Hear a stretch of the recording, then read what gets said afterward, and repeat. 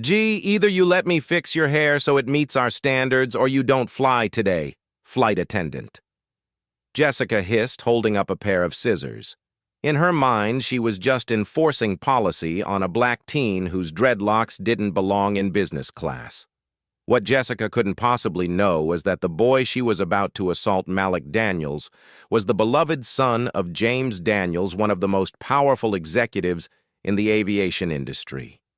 As the first lock of hair fell to the floor, Jessica didn't just commit a hate crime. She triggered a phone call that would unleash a storm of corporate annihilation. And the woman holding the scissors, a flight attendant who thought she had the right to cut away his crown, his culture, his very identity. But here's what that flight attendant didn't know. What nobody in that terminal could have possibly imagined is that when this boy calls his grandmother sobbing and she reaches out to his father, it would trigger the most expensive discrimination lawsuit in aviation history. $25 million in damages, federal criminal charges, industry-wide policy changes, and the slap that echoed through that terminal. Well, that sound would be heard around the world and turned an ordinary nurse into a hero. This is the story of Malik Daniels and how one moment of pure evil exposed something so much bigger than just one racist flight attendant. This is about power justice and what happens when you attack the wrong family son. Welcome back to Black and Bruised Stories. If you're new here, you've just joined a community dedicated to truth, justice, and survival. Show some love by clicking the like and subscribe button. Before we dive deeper into this story, drop a comment where you are watching from and what time it is for you right now. Let me take you back to that morning in Brooklyn where 17-year-old Malik Daniels was getting ready for what should have been the proudest moment of his young life. Malik was brilliant valedictorian candidate at Brooklyn Prep Academy, captain of the debate team, someone who had just scored a perfect 1,500 on his SATs. But what made Malik truly special wasn't just his intelligence. It was his character, shaped by a father who, despite traveling constantly for business, never missed a chance to connect with his son. Every morning at exactly 7:15, Malik's phone would ring. It was his father, James Daniels, calling for their daily video prayer. It didn't matter if James was in London, Tokyo, or anywhere else in the world. 7:15. Brooklyn time was sacred. Father and son would bow their heads together over FaceTime, and James would pray for his son's success, protection, and wisdom. "Lord, watch over my boy today," James would say, his voice filled with genuine love. "Keep him strong, keep him proud, and remind him that he carries our family's legacy wherever he goes." This morning was no different. Malik's phone buzzed at exactly 7:15. And there was his father's face on the screen calling from a hotel room in Chicago. "Ready for your big day?" Son James asked, his eyes bright with pride. They prayed together as they always did, but this time James added something special. "And Lord, let my son fly like the king he is today. He's earned every blessing coming his way." You see, Malik's dreadlocks weren't just a hairstyle choice. They were 5 years of growth. 5 years of his Jamaican grandmother teaching him about their heritage, about kings and queens who wore their hair as crowns of glory. Every morning, Malik spent time carefully maintaining those locks, and his father supported this completely. During their video calls, James would often say, "Your crown looks perfect today, son. Wear it with pride." The business class upgrade wasn't just about luxury. It was James's way of showing Malik that hard work pays off. "You scored perfect on those SATs," James had told him the night before. "You've worked harder than any 17-year-old should have to. It's time you experience what excellence feels like." For Malik, this upgrade represented his father's recognition, his family's values, and his own bright future. Now, let me tell you about the woman who was about to destroy this young man's moment. Jessica Martinez had been a flight attendant with Prestige Airways for 12 years. To most people, Jessica seemed professional and friendly. But underneath that smile, Jessica harbored something ugly, a deep-seated bias that she disguised as maintaining standards. Over the years, Jessica had developed what she called her professional radar. She would scan passengers looking for people she felt didn't belong in premium cabins. A young black person with natural hair, dreadlocks, or braids. That's where Jessica drew her line. In her twisted mind, these styles were unprofessional and not suitable for business class. What made Jessica's discrimination particularly evil was how she wrapped it in corporate language. She never admitted to having problems with black hairstyles. Instead, she talked about company policies and professional standards. She had learned to weaponize bureaucracy using vague rules as weapons of prejudice. The Truth Prestige Airways actual grooming policies said nothing about hairstyles, nothing about dreadlocks, nothing that would justify what Jessica was planning. But she had been getting away with selective enforcement for years, and nobody had ever challenged her with enough power to stop her. That morning, Jessica was already bitter going through a nasty divorce, struggling financially, watching everyone else succeed while her life crumbled. When she saw the business class manifest with several ethnic names, she mentally prepared to enforce her twisted version of standards. But here's what Jessica didn't know about the young man she was about to target. Malik's father wasn't just another successful businessman. James Daniels was one of the most powerful black executives on the East Coast with connections reaching into every corner of the aviation industry. He sat on advisory boards for 3 major airlines. His investment firm held significant aerospace shares, and he had personal relationships with SOS, who controlled billions in aviation assets. More importantly, James had spent his career fighting exactly this kind of discrimination. He had sued airlines, settled discrimination cases for millions, forced policy changes, and ended careers of discriminatory employees. He was the kind of man who could make corporate executives lose sleep over stock prices and reputations. And James Daniels loved his son with a fierce, protective intensity. Those daily prayer calls weren't just routine. They were the foundation of their relationship. James might travel constantly, but Malik was his heart, his legacy, his greatest achievement. As Malik walked through JFK that morning, he was thinking about that morning's prayer, about making his father proud about the debate competition ahead.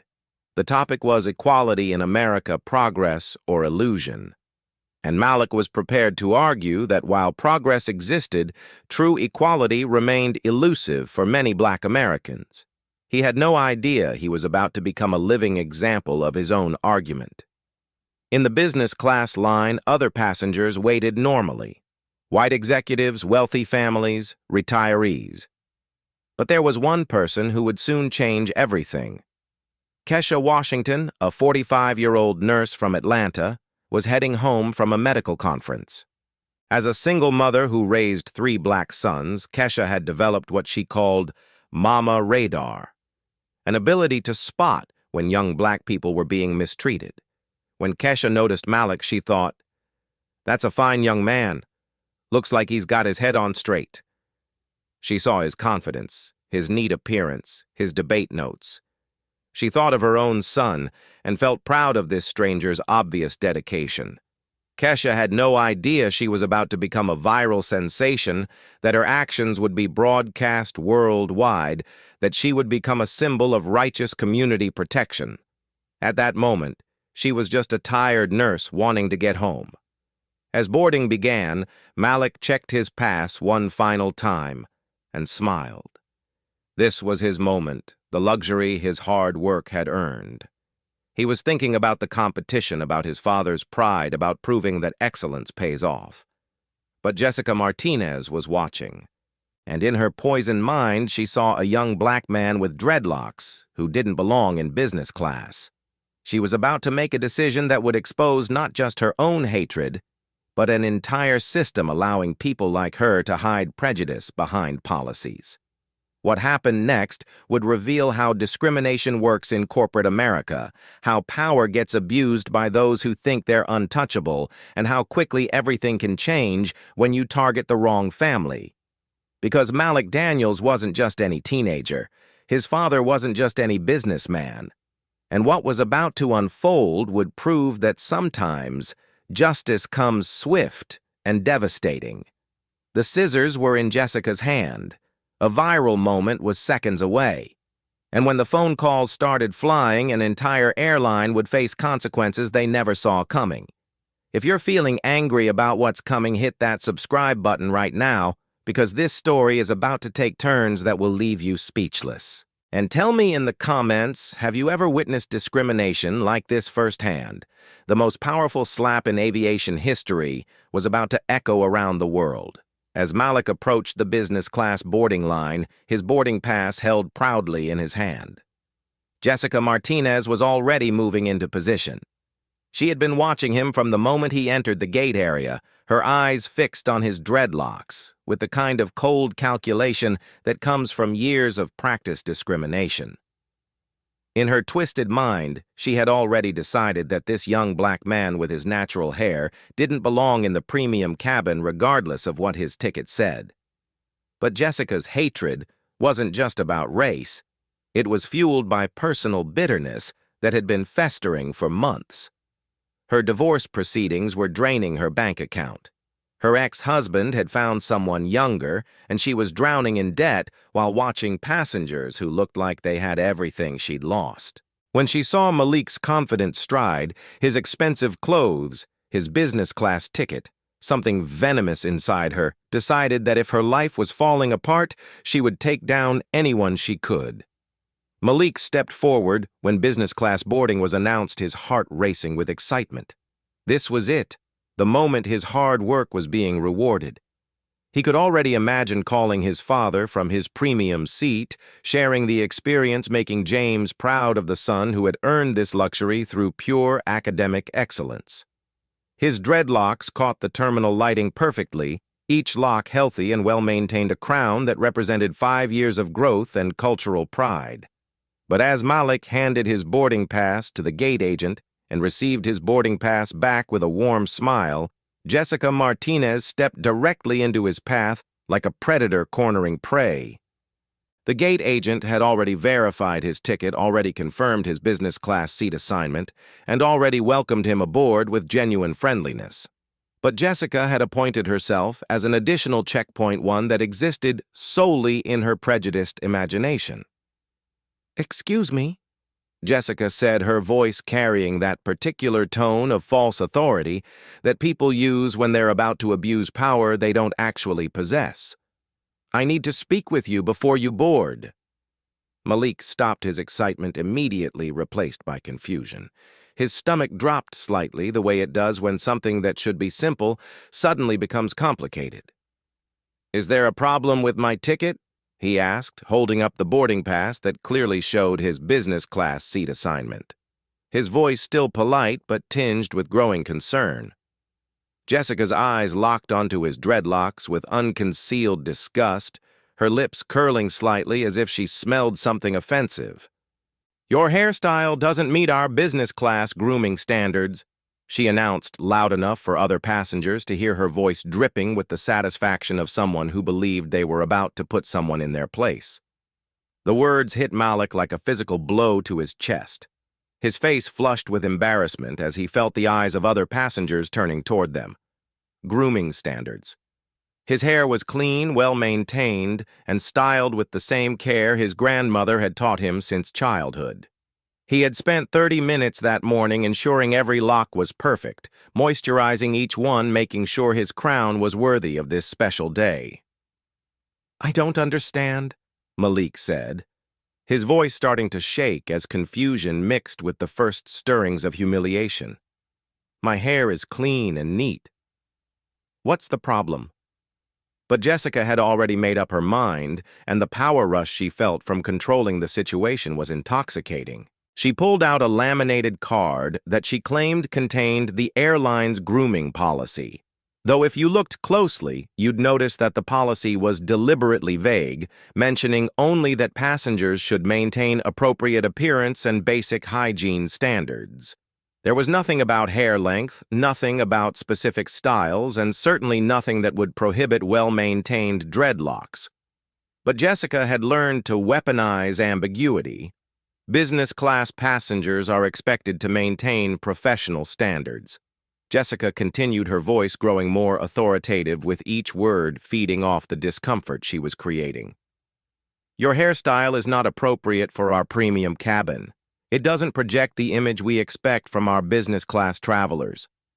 Other passengers in the business class line were beginning to notice the commotion, their conversations dying as they turned to watch this unexpected drama unfold. Some pulled out their phones, sensing that something significant was happening, their fingers hovering over record buttons. A few white business executives looked uncomfortable but averted their eyes, choosing the safety of non-involvement over moral courage. An elderly white woman shook her head disapprovingly, though whether at Jessica's behavior or Malik's presence was unclear. The tension in the air was thick and uncomfortable, like the moment before a storm breaks. Malik felt his heart racing, his chest tight with anxiety and growing humiliation. This was supposed to be his moment of triumph, his reward for academic excellence, his father's gift recognizing years of relentless hard work. Instead, he was being publicly questioned and scrutinized over his hair, his crown, his heritage, his very identity. The excitement that had carried him through the airport was rapidly being replaced by a crushing sense of shame and confusion. "Can I speak to a supervisor?" He asked, his voice smaller now, trying desperately to maintain his composure while feeling increasingly powerless. "I am the supervisor for this boarding process." Jessica lied smoothly, her confidence growing as she saw Malik's resolve weakening. "And I'm telling you that you need to address your appearance before you can board this aircraft. Those are your options." That's when Jessica pulled out the scissors and the entire terminal seemed to hold its breath. The scissors came from her service kit, the same kit that contained Band-Aids and safety equipment designed to help passengers. But Jessica had weaponized these ordinary scissors into instruments of cultural violence, tools of discrimination disguised as policy enforcement. She held them up with sick satisfaction, like a predator finally revealing its true nature to cornered prey. "Either you let me fix your hair so it meets our standards, or you don't fly today," Jessica announced with chilling finality. "Those are your only options. Make your choice." The terminal around them seemed to freeze in disbelief. Other passengers stared in shock, their minds struggling to process what they were witnessing. Some were filming now, their phones capturing every moment of this unfolding nightmare, though none of them fully understood yet that they were documenting a moment that would change aviation history forever. Malik looked around desperately, his eyes pleading for someone to intervene, someone to speak up, someone to tell this woman that what she was proposing was wrong, illegal, and inhumane. But the silence was deafening and devastating. Fellow passengers looked away, uncomfortable but unwilling to get involved, choosing their own comfort over a stranger's dignity.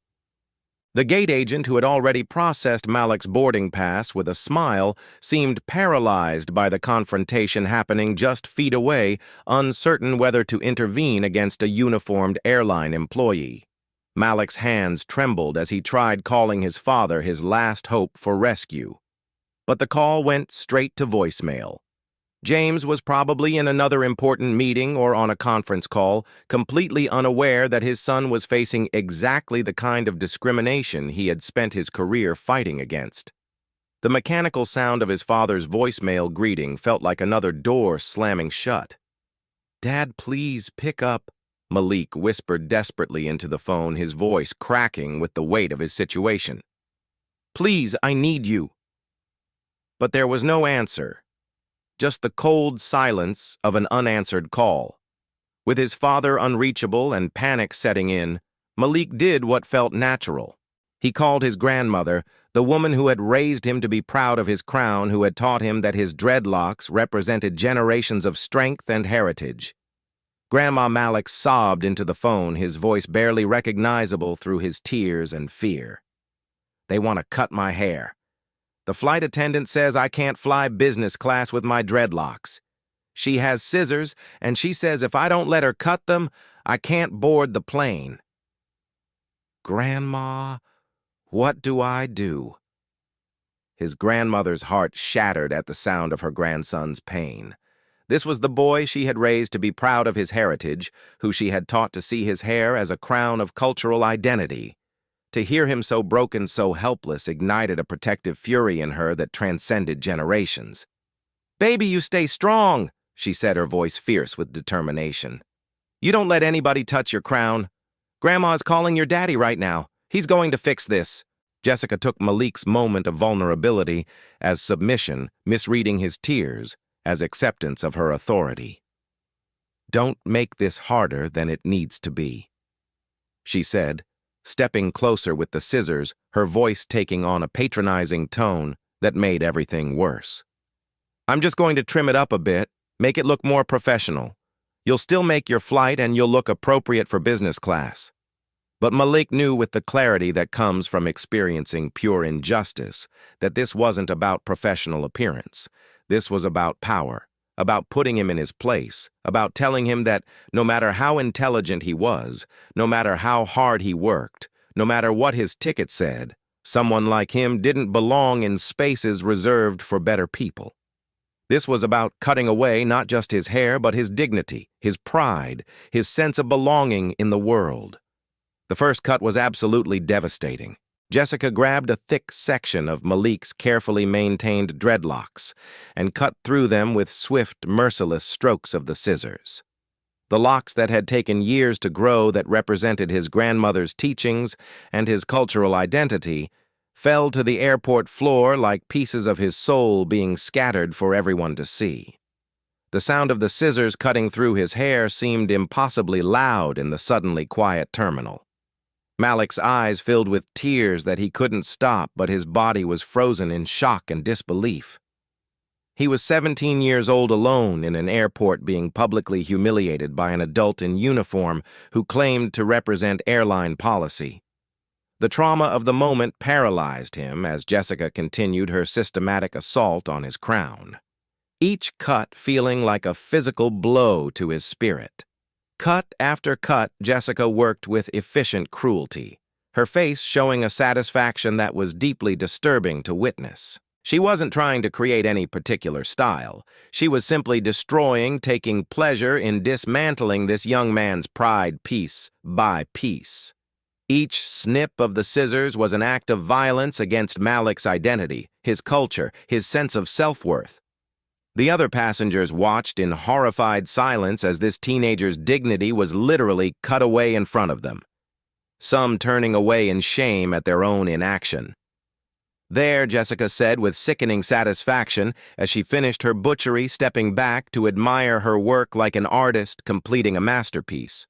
"Much more professional. Now you look appropriate for business class." Malik's reflection in the terminal windows showed the full extent of the damage. And what he saw broke something fundamental inside him. His once beautiful dreadlocks were now uneven and destroyed, chopped short in some places, completely missing in others, leaving his scalp visible in patches. He looked like he had been attacked, which in every way that mattered he had been. The crown that his grandmother had taught him to wear with pride was gone, replaced by a butchered mess that screamed of humiliation and violation. The shame was overwhelming, crushing, absolute. Malik wanted to disappear, to sink into the floor, to wake up from this nightmare. Other passengers were staring at him with a mixture of pity and discomfort, and he felt like a spectacle, a victim on display for everyone's entertainment. But then, something remarkable happened. Something that would restore faith in human decency and community protection. From the crowd of silent passengers, a voice rang out with righteous fury that seemed to shake the very foundations of the terminal. "What the hell is wrong with you?" Kesha Washington had seen enough. Kesha had been watching this entire ordeal with growing anger that built like pressure in a volcano. As a nurse, she had dedicated her life to caring for people, to healing and protecting those who were vulnerable. As a single mother who had raised 3 black sons in America, she had spent years protecting her children from exactly this kind of treatment, preparing them for the discrimination they would face and fighting battles on their behalf. And as a human being with a functioning moral compass, she had reached her absolute breaking point. The moment she saw that first lock fall to the floor, something inside Kesha snapped. This wasn't just about one teenager's hair being cut. This was about every black child who had ever been told their natural hair was unprofessional. Every young person who had been made to feel shame about their cultural identity. Every family that had been forced to choose between pride and acceptance. "That boy's hair was beautiful," Keisha shouted as she pushed through the crowd toward Jessica, her voice carrying the full weight of maternal protection and community outrage. His hair was his heritage, his pride, his culture. "Who gave you the right to cut away his crown? What kind of monster thinks they can assault a child like that?" Jessica turned toward Kesha with the same condescending attitude she had shown Malik. But something in Ka's eyes should have warned her that this was not a woman to be dismissed lightly. "Ma'am, I need you to step back. I was enforcing company policy. This doesn't concern you." Company policy. Kesha's voice rose even higher, her fury now reaching a crescendo that made everyone in the terminal stop and listen. "What company policy says you can assault a child? What company policy says you can cut off someone's hair without their consent? What company policy says you can humiliate a young black man for existing in a space his ticket paid for? You show me that policy right now." The crowd was fully engaged, now a circle forming around the confrontation.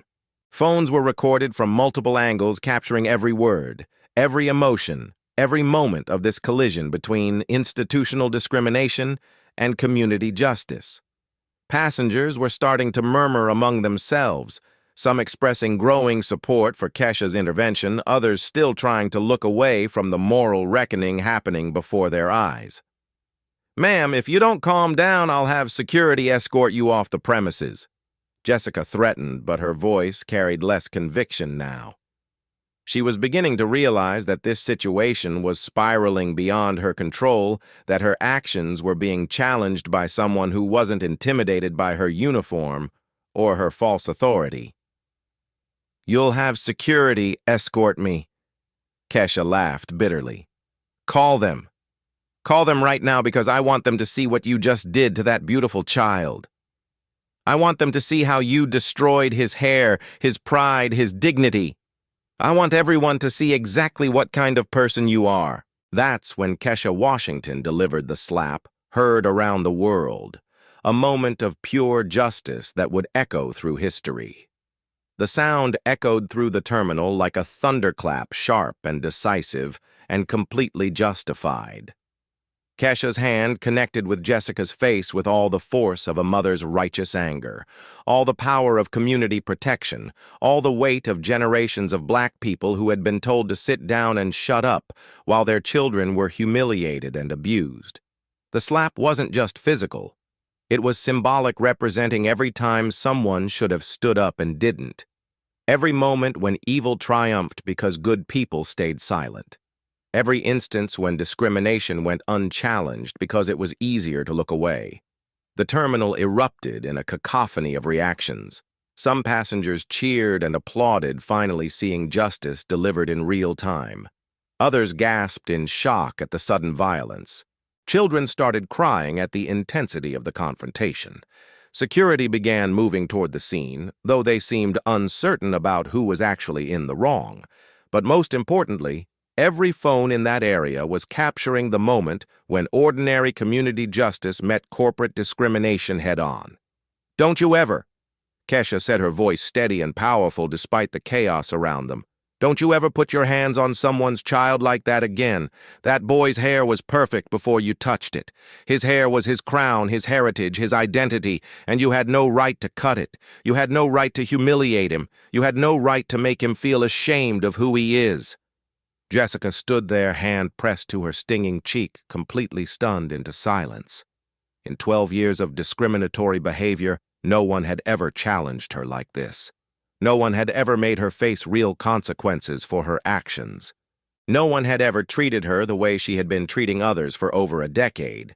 But the consequences were just beginning, and they would be more devastating than anything Jessica could have imagined. Within minutes, the videos were uploaded to every social media platform imaginable. Justice Formal started trending as people shared the footage of this young man's humiliation. hands-off crown gained momentum as the cultural significance of the attack became clear. Slap heard round the world celebrated Ka's moment of protective justice. The footage of Malik's hair being cut, followed by Kesha's powerful intervention, began spreading across the internet like wildfire, viewed and shared by millions of people who recognized injustice when they saw it. And in Chicago, James Daniels' phone was about to ring with a call from his mother-in-law that would change everything. If this story has you feeling the same righteous anger that Kesha felt, make sure you're subscribed, because what happens next will show you what real power looks like when it's used for justice. And tell me in the comments, do you think Ka was right to slap that flight attendant, or should she have handled it differently? The most powerful 7 minutes in aviation history were about to begin. While chaos erupted in the JFK terminal and millions of people began sharing videos of his son's humiliation, James Daniels was stepping out of a board meeting in downtown Chicago, completely unaware that his world was about to shatter. His phone buzzed with a call from Malik's grandmother, and something in his chest immediately tightened with parental intuition. The kind of fear that hits every parent when they know something is terribly wrong. James. His mother-in-law's voice was shaking with fury and heartbreak. They hurt our baby.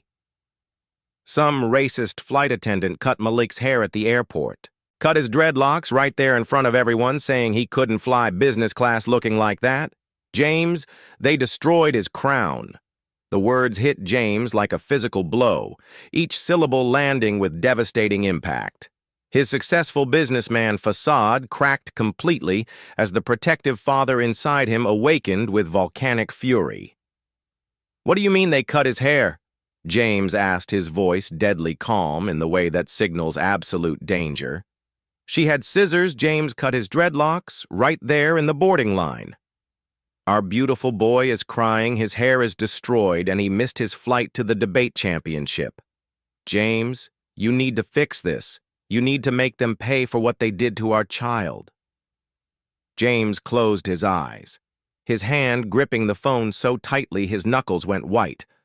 Those dreadlocks weren't just hair. They were 5 years of growth cultural pride.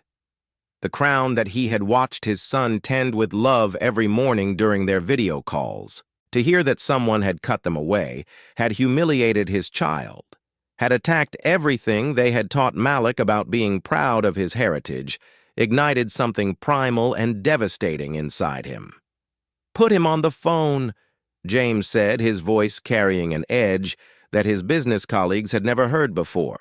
When Malik's tear-stained face appeared on the video call, James felt a rage so pure and powerful that his hands shook. His son's beautiful dreadlocks, the crown that James had admired every morning that represented their family's values and cultural identity, were destroyed, butchered, cut away by some racist employee who thought she had the power to decide who belonged where. Malik's eyes were red from crying, his face twisted with shame and humiliation. The confident young man who had boarded that flight with pride was replaced by a broken teenager who looked like he wanted to disappear from the world. Dad, Malik sobbed, his voice barely recognizable. "She said I looked unprofessional. She said my hair didn't belong in business class. She cut it. She cut my crown." Son James said, his voice steady despite the nuclear fury building inside him. "Look at me. Look directly at me. Are you hurt? Are you safe right now? I'm okay physically. But Dad, my hair." Malik touched the uneven remnants of his dreadlocks, and James could see the shame in his son's eyes. The way this attack had made him question his own worth. "Listen to me very carefully," James said, his voice carrying the absolute authority of a father who would move heaven and earth to protect his child. "There is nothing wrong with you. There was never anything wrong with your hair. Your crown was beautiful, and it will be beautiful again. What that woman did was not policy. It was a crime. It was an assault. It was a hate crime, and she's going to pay for it in ways she can't even imagine. But Dad, she said it was company policy. She said she lied. James interrupted his voice, cutting through his son's doubt like a blade. She lied about the policy. She lied about having authority, and she committed a federal crime against my son. And now she's going to learn what happens when you mess with the wrong family. James hung up with Malik and immediately transformed from grieving father to corporate weapon of mass destruction. But these weren't ordinary phone calls he was about to make. These were the kind of calls that could reshape entire industries and careers and bankrupt companies. James Daniels wasn't just successful. He was strategically connected to every lever of power in the aviation industry. First call, Rebecca Sterling Toe of Prestige Airways. Rebecca and James had known each other for 8 years. They served together on the board of the Aviation Diversity Initiative. James's investment firm held $2.3 million in Prestige Airways stock. They had dinner together just 2 months ago to discuss the airline's diversity and inclusion efforts. She considered him a friend, a valuable board member, and a crucial investor. But when Rebecca answered her phone, she heard a voice she had never heard before, the voice of a father whose child had been attacked.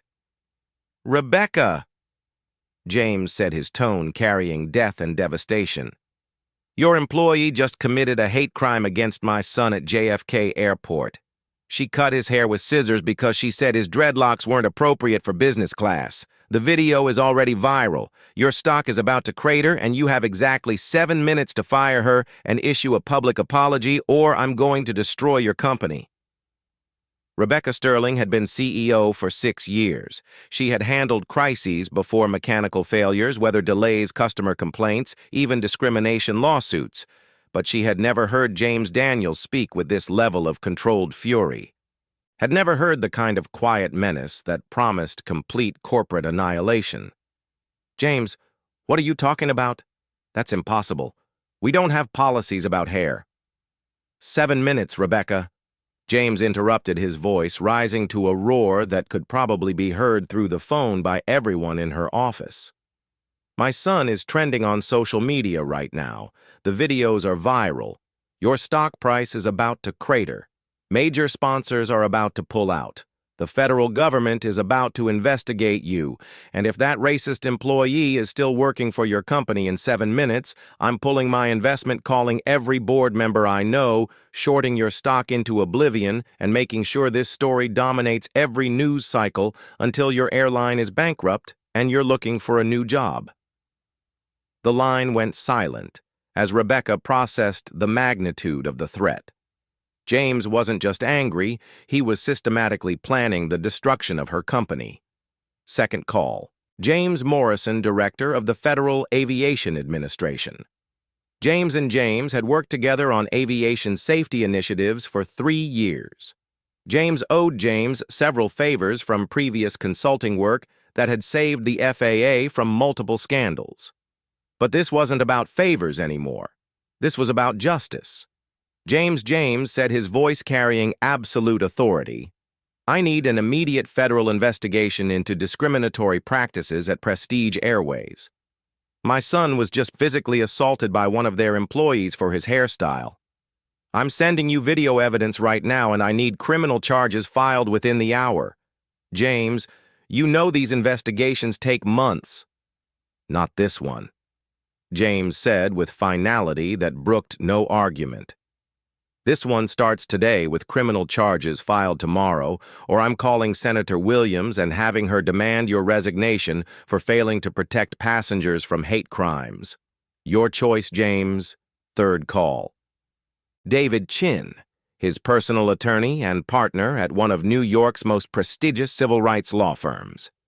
"David, I need discrimination charges filed against Prestige Airways within the hour. Physical assault of a minor civil rights violations, intentional infliction of emotional distress, violation of federal hate crime statutes. I want damages that will make every airline in America rewrite their policies and fire every racist employee they've been protecting." Fourth call. Patricia Hughes, investigative journalist at CNN, who had won a Pulitzer Prize for her exposés on corporate discrimination. Patricia, remember when you said you owed me a favor for that aviation safety story I gave you that won you the Peabody Award? I'm calling it in. I'm sending you video footage of airline discrimination that's going to blow up the entire industry. This isn't just news.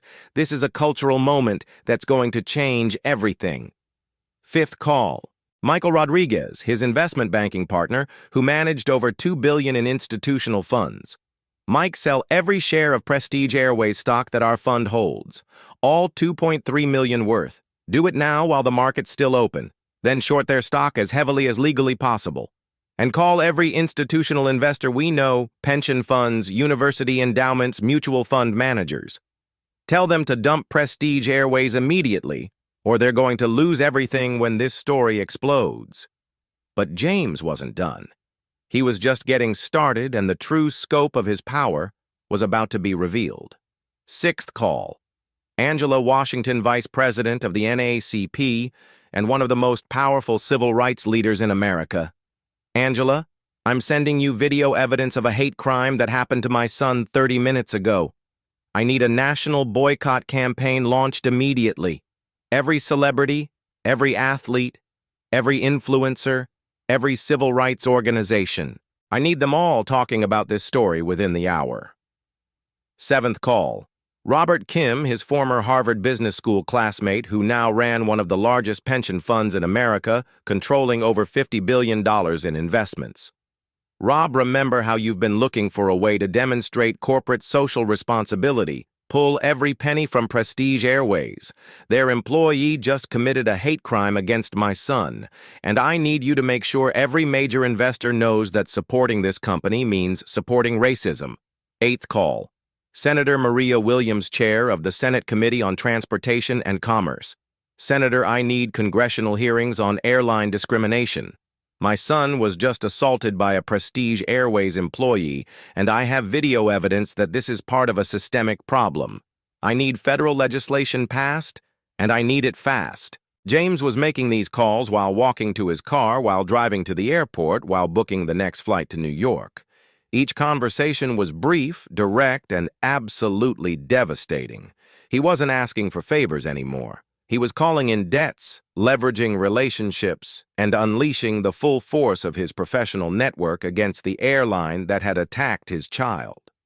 With each call, James was systematically dismantling Prestige Airways' future. Stock analysts were downgrading their recommendations. Major investors were pulling out. Corporate sponsors were canceling contracts. Federal investigators were opening files. Criminal prosecutors were reviewing evidence. Meanwhile, back at JFK Airport, the videos were exploding across every social media platform in existence. The footage of Jessica cutting Malik's hair, followed by Kesha's righteous lap, was being shared thousands of times per minute. Justice for Malik was trending nationwide. Hands-off was spreading internationally. Slapper around the world was becoming a cultural phenomenon. Celebrities started posting support. Politicians began demanding answers. News outlets picked up the story as breaking news. The aviation industry was watching in horror as one of their own became the symbol of everything wrong with corporate discrimination. And in the Prestige Airways corporate headquarters emergency board meetings were being called, stock price alerts were blaring. The media relations department was in full crisis mode, and Rebecca Sterling was staring at her phone, realizing that her 7 minutes were almost up. At exactly 7 minutes after James's ultimatum, Jessica Martinez received a phone call that would end her career, her reputation, and her life as she knew it forever. Ms. Martinez said, the voice of Human Resources Director Linda Park, speaking with a kind of formal tone reserved for terminations. You are terminated immediately effective this moment. Security is currently en route to escort you from the premises. Your actions today have exposed the company to massive legal liability, destroyed our reputation, violated federal civil rights laws, and created a public relations catastrophe that will cost us hundreds of millions of dollars. Jessica couldn't believe what she was hearing. The power rush she had felt just minutes ago was replaced by complete shock and disbelief. But I was enforcing grooming standards. I was maintaining professional. You were committing assault on a minor. Linda interrupted, her voice cutting through Jessica's delusions like a knife. You physically cut a 17-year-old's hair without consent. You discriminated based on race and hairstyle. You violated every policy we have regarding passenger treatment, and you did it all on camera, creating viral videos that are destroying our company's reputation. Criminal charges are being filed, civil lawsuits are being prepared, and you're lucky if you don't end up in federal prison. As security officers escorted Jessica from JFK Airport, her 12-year career in aviation over forever. Her face still stinging from Ka's slap, she was beginning to understand the magnitude of what she had done. But the broader consequences were just beginning to unfold. Prestige Airways stock dropped 23% in after-hours trading. Major sponsors, including credit card companies, hotel chains, and car rental agencies, began pulling their advertising and partnership deals. Other airlines started emergency meetings to review their own appearance policies to avoid similar scandals. Civil rights organizations launched investigations into industry-wide discrimination practices. Federal prosecutors opened criminal files, but the most important consequence was personal and powerful. James Daniels landed at JFK Airport 4 hours after his son's assault. And the first thing he did was find Malik in the airport's Family Assistance Center and wrap him in the longest, strongest, most protective hug of their lives. "I'm so sorry I wasn't here to protect you," James whispered, his voice breaking with emotion. "But I'm here now, and we're going to make sure this never happens to any other child, ever." Standing together in that airport, father and son with Malik's butchered hair and James's furious love, they represented something powerful and transformative. They represented what happens when institutional racism meets institutional power turned against it. They represented the love of a father who would move heaven and earth to protect his child. They represented the beginning of real systemic change in an industry that had gotten away with discrimination for too long. The lawsuit that James filed would eventually result in a $25 million settlement, the largest discrimination settlement in aviation history. The federal investigation would uncover dozens of similar incidents that had been covered up. The media attention would force every major airline to implement comprehensive anti-discrimination training. The criminal charges against Jessica would result in conviction and jail time. And the cultural impact would change how America talked about discrimination, hair, and dignity. But none of that mattered as much as the moment when James looked at his son and said, "Your crown is beautiful, even damaged, and we're going to make sure it grows back stronger than ever. But more importantly, we're going to make sure no other child ever has to go through what you went through today." If you believe that James did exactly what any father should do, and that justice was served, smash that subscribe button and let me know in the comments. What would you have done if you were in James's position? Do you think 7 minutes was too generous? Or would you have given them even less time? Because this story isn't over yet. The woman who delivered that righteous slap was about to become a hero to millions. And the final act of this justice story will show you what real change looks like when ordinary people refused to stay silent. 6 months after the incident that would forever change aviation history, Malik Daniel stood before a mirror in his family's Brooklyn home, carefully tending to his regrowing dreadlocks. The new growth was healthy and strong, each emerging lock a testament to resilience and recovery.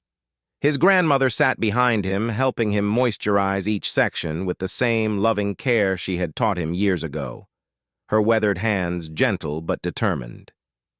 "Your crown is coming back more beautiful than ever, baby," she said softly, her voice filled with pride and vindication. "Stronger than before, just like I knew it would be." Malik smiled, but it was a different smile now. This wasn't the innocent confidence of a 17-year-old who had never faced the ugly reality of discrimination.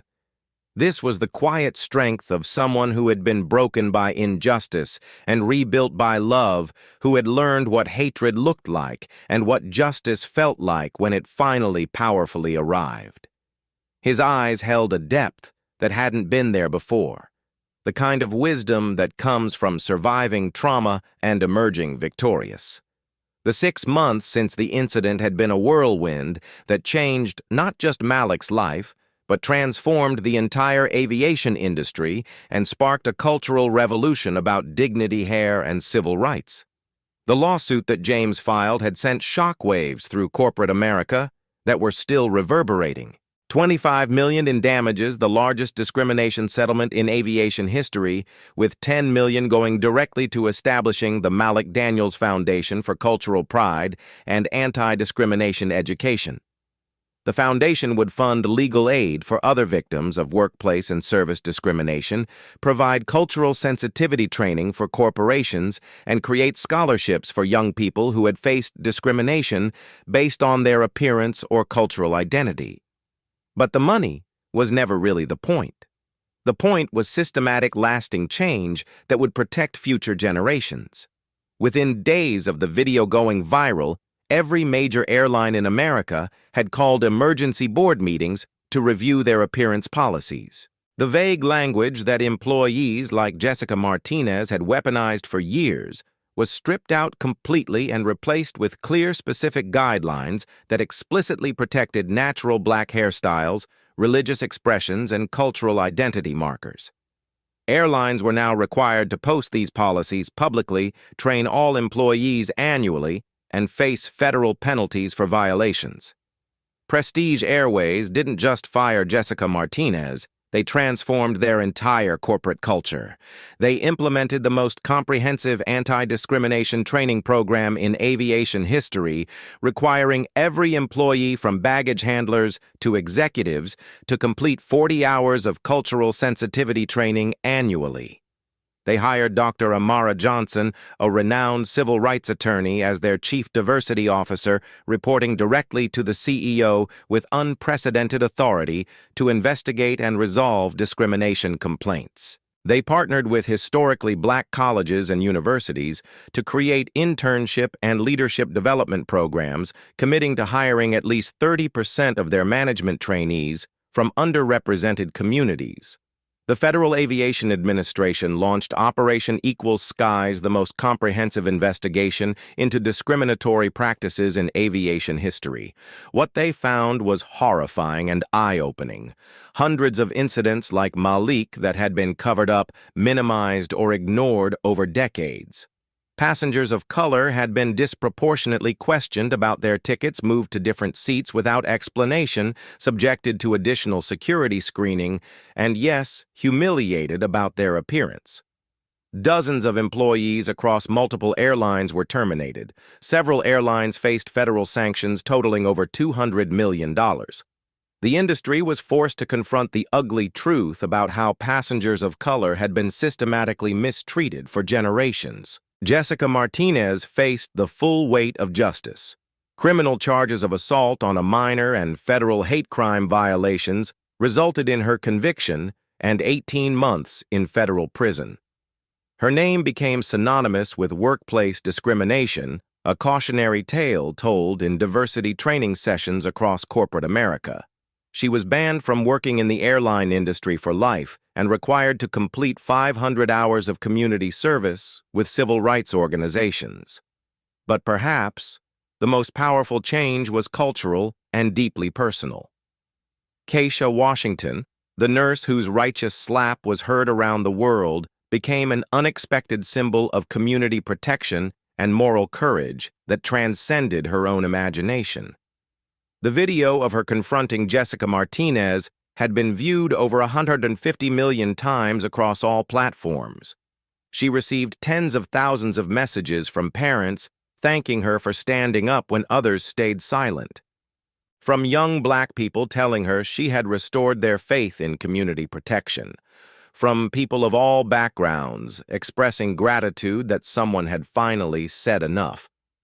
"I did what any mother would do," Kesha said in her emotional interview with Oprah Winfrey, tears streaming down her face as she spoke. "I saw a beautiful child being humiliated for his heritage, for his crown, for his very identity. That boy's hair was perfect before that evil woman touched it.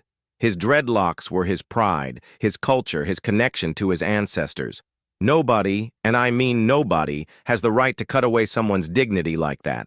Kesha used her newfound platform to launch the Crown Protection Initiative, a movement dedicated to educating people about the cultural significance of black hairstyles and the legal rights of people wearing them. The initiative successfully lobbied for the passage of the Federal Crown Act, making discrimination based on natural hairstyles illegal in all 50 states, with penalties that included criminal charges for severe violations. The Crown Act was signed into law by the President in a White House ceremony, where Malik was the guest of honor, his fully regrown dreadlocks, magnificent and proud as he stood next to the President and Kesha. Today, the President said, "We declare that every American has the right to wear their crown with pride, without fear, and without discrimination." But the real hero of this story remained Malik himself, and his transformation was nothing short of inspiring.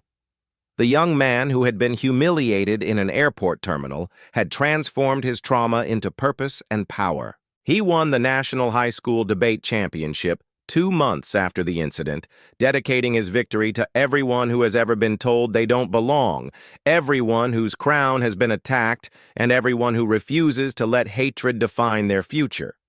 His winning speech about equality in America, progress or illusion, brought the entire audience to tears as he spoke about his own experience and the changes it had sparked. 6 months ago, I learned that equality in America is still more illusion than reality for many of us, Malik said to the packed auditorium. His voice strong and clear, his dreadlocks perfectly styled and magnificent under the stage lights. But I also learned that progress is possible when good people refuse to stay silent, when fathers use their power to protect not just their own children, but all children. When communities stand together against injustice, and when young people refuse to let trauma define their destiny. The audience gave him a standing ovation that lasted 8 minutes, but Malik wasn't finished. To every young person watching this, especially those who look like me, remember this. Your crown cannot be cut permanently. Your dignity cannot be stolen permanently. Your right to exist with pride in any space you've earned cannot be taken away by someone else's prejudice. And when injustice happens, not if, but when speak up, fight back, and know that you are not alone. Harvard University offered Malik a full scholarship not just for his academic excellence, but for his courage in the face of discrimination and his commitment to civil rights. He would study constitutional law and civil rights, following in his father's footsteps, but carving his own path toward justice. Several other Ivy League schools competed for him, but Malik chose Harvard because of their commitment to funding his foundation work and allowing him to continue his advocacy while studying. The relationship between Malik and his father had been forever strengthened by the crisis, deepened by shared trauma and mutual respect. The daily 7:15 prayer calls continued, but now they included gratitude for the lessons learned, the changes achieved, and the closer bond forged through adversity.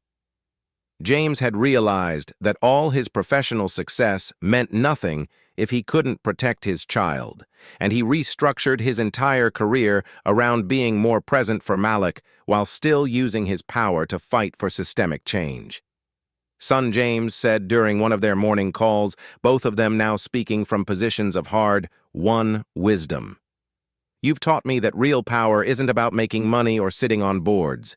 Real power is about using whatever influence you have to protect people who can't protect themselves, to speak for those who have been silenced, and to make sure that what happened to you never happens to anyone else."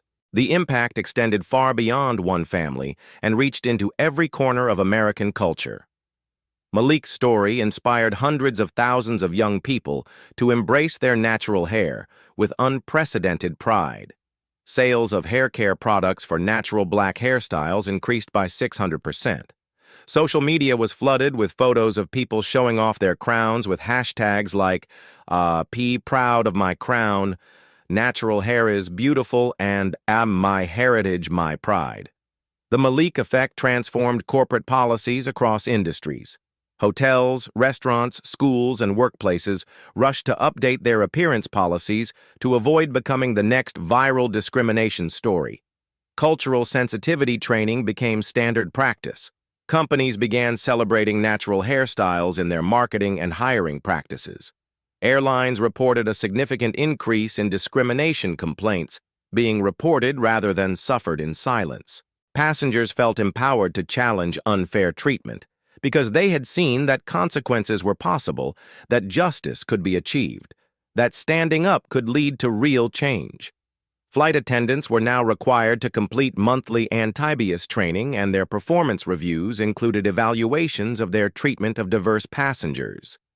James's investment firm launched the Dignity in Business Initiative, requiring all portfolio companies to demonstrate concrete diversity and inclusion metrics to receive funding. Companies that had histories of discrimination found their access to capital severely limited, while those with strong inclusion records received preferential investment terms. 1 year after the incident, Malik returned to JFK Airport for the first time since that traumatic day. He was flying to Harvard to begin his freshman year. And yes, he was flying business class. This time with a ticket purchased by the Malik Daniels Foundation as he traveled to speak at a civil rights conference. His dreadlocks were longer and more magnificent than ever, styled with pride and worn like the crown they had always been. As he approached the boarding gate, the same gate where his dignity had been attacked, passengers immediately recognized him. Some approached for photos, which he graciously accepted. Others simply smiled and nodded with respect and admiration. Flight attendants greeted him like the hero he had become, and the gate agent personally thanked him for the changes his courage had brought to the industry. "Mr. Daniels," the gate agent said with genuine emotion, "I want you to know that because of you, we've completely changed how we treat passengers. Your story taught us that discrimination in any form is unacceptable, and I promise you'll never experience anything like that again on any flight." Standing in that same terminal where his dignity had been shattered, Malik felt the full weight of how far he had come and how much had changed. His crown was not just intact, it was stronger, more beautiful, more meaningful than ever.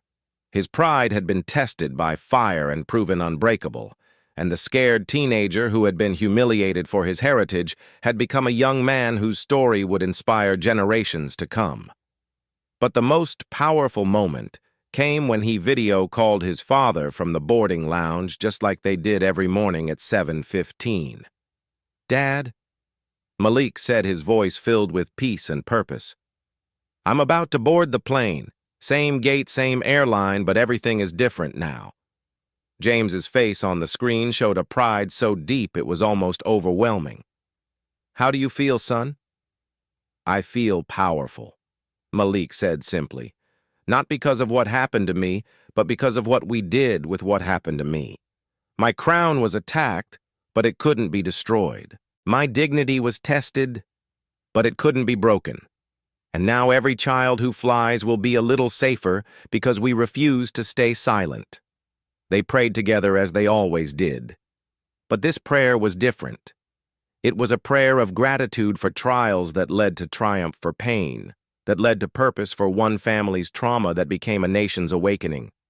As Malik boarded the plane, his dreadlocks catching the light magnificently, other passengers watched with admiration and respect. He wasn't just a young man flying to college. He was a symbol of dignity, defended justice, achieved, and change accomplished through courage. The final lesson of Malik's story wasn't about revenge or punishment.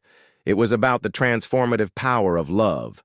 A father's love that moved mountains and changed industries. A community's love that demanded justice and achieved it. A young man's love for himself that refused to be diminished by hatred. And a nation's love for what's right that can overcome what's wrong when ordinary people decide they've had enough. The flight attendant who served Malik's section was a young black woman named Tiana, who had been hired as part of Prestige Airways' new diversity initiative. As she welcomed him aboard, she whispered, "Thank you for making it possible for me to wear my natural hair to work with pride. Thank you for changing everything." Malik smiled and touched his magnificent dreadlocks. Thank you for wearing your crown with pride. That's how we honor our ancestors and protect our children.